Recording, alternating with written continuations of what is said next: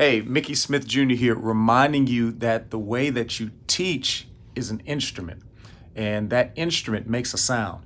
We all have a sound. We all have a unique personal significance that has the ability to resonate. It also has the ability to repel, right? So we want to make sure that we're making the best sounds. Why? Because every young person, every child is one sound adult away from discovering their sound of success. And that's why Sound 180 helps you create what I call the school year, the sound school year, the sound 180 days of classroom instruction in harmony. Look, I'm not here to tell you that you're wrong. I'm not here to tell you necessarily that you're right. I'm just here to remind you as an educator that you're loved, you're valued, and you're wanted. And when you know that about yourself, you create a sound like none other, guys. And so much of our talks right now talks about how educators need to be fixed and how this is wrong. But I believe that educators need to be supported. So I salute you today and I tell you thank you. Today we want to talk about creating first days, lasting ways, and focusing on student behavior management or behavior management. I talk about creating CPIs, which are cooperative positive interactions. And we use that with what I call the GPS, the guidelines, the procedures, and the strategies. And today I want to share a few strategies with you today. 4 keys for successfully managing the behavior. Okay, we know we manage resources, materials. You see the things around even this office area. But so many times we look at managing people.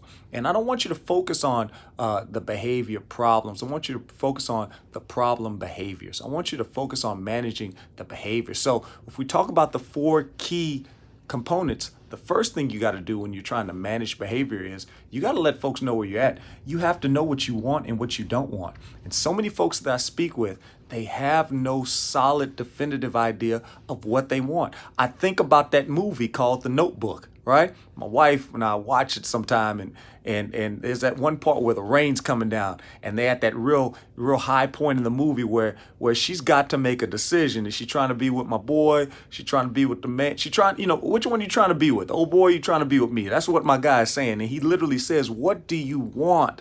What do you want?" And she's like, "I don't know." And it wasn't until she made that decision that, hey, this is what I want, that they all lived happily ever after. And for so many of you out there, we want the happily ever after in our classrooms, and our heart is right, our intentions are right, but we don't have that definitive I know what I want moment. I need you to take some time today. So today, without any further ado, I want you to sit down, and if all the excuses were taken away, if all the limits were taken off, if the circumstances were ideal, what would your classroom look like in its most ideal situation? Think about it. If you could not fail, what would your classroom look like? What was that classroom you imagined when you were going to school to become a teacher?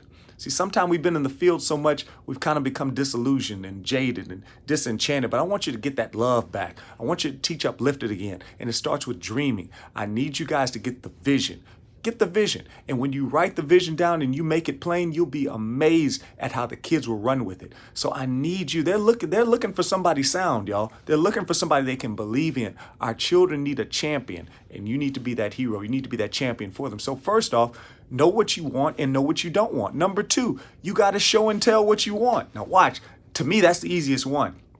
Because once you get number 1, once you embrace that vision of what your classroom is, then you can run with it and you can show them and tell them definitively.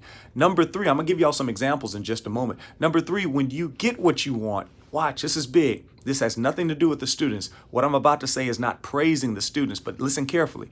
When you get what you want, acknowledge it for yourself.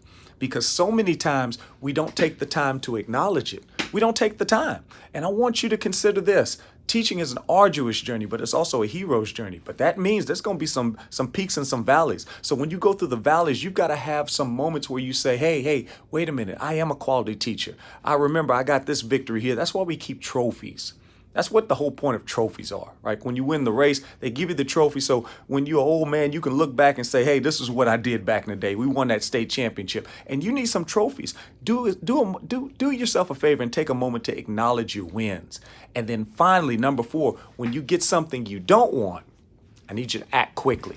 I need you to act quickly. I need you to dismiss it. I need you to shut it down. I need you to do your thing. So again, going down, recapping real quick. Number 1, you got to know what you want, right? And number 2, you got to be able to show and tell it. Let me give you an example of that. Hey, when I first started teaching, I had all these lofty ideas and all this good stuff. But as I got experience, I began to write it down. We got the mission statement here. Now, again, because of the screen, it's a little backwards, but right here, that's the mission. And everything that you see from here has been an outgrowth of the mission. And in short, I can tell you right here, my mission is to help my students discover their sound. I work together with my colleagues and with folks in the community to provide a quality education for all my students. That's where it stems from. And then from there, watch this, after I got my vision, then I was able to show and tell them exactly what I want. I call this the cooperative classroom compass. It shows the way each and every day. It's our code of cooperation. And some would say it's a list of rules, but it's not that. It's the GPS for success. It's the guidelines, the procedures, and the strategies. And we use those to get to this sweet place called success. That's our destination. But here's the key. A destination shouldn't be the focus. Success is really a direction. The enjoyment is the direction. You should enjoy the entire journey. And watch this, when things don't go exactly, matter of fact, I'm gonna stop when they go the way that I want them. Hey, we got the star charts for the kids, but I want to challenge you, get yourself a star chart. Journal, write down your goals and check it off when you accomplish them. And I do it even for the kids, even in the classroom. We have them here. We got the goals so they can see that they're progressing. Matter of fact, we even challenge them to create what we call SMART goals. And we wrote down those SMART goals, and we even have it next to here. We're going to check them off as we do them throughout the year. We do this each and every year. And watch, when we don't get what we want, or rather when we get something contrary to what we want, we shut it down, right? Because it doesn't fit. And when you have vision and you know exactly who you are and whose you are and what you want to do, you don't just accept anything. But it starts with you. It starts with seeing yourself beyond yourself and understanding that we're going toward a goal. That way, you keep on going. Hey, guys, I hope this was helpful to you. Once again, my name is Mickey Smith. I'm going to include something in here. I got a little bonus, something from my music educators. But as always, I hope this helps you. It's not always the big things, guys. Success is small things done well. So I want you to focus on those 4 things this week. Know what you want, okay, and what you don't want. Know it to the point that you can show and tell it. That's number 2. Show and tell the students. Don't just keep the information. Share it. Number 3, when you get what you want, acknowledge it for yourself. Call it a pat on the back, whatever you need to do. Write it down. That way you see the wins. You understand, hey, I am going somewhere. You got the monuments that say you are somebody. And then number 4, when you get something else that's not good, act quickly and appropriately. Hey, I hope this helps you. In the meantime, find out more at the website MickeySmithJr.com and join the community, Sound 180 Educators. We help you out throughout the week, and we're a collaborative community that's positive and encouraging because you have a sound. So go out there and make your classroom sound, make your teaching epic, and I promise you the legacy will be significant. Sound 180.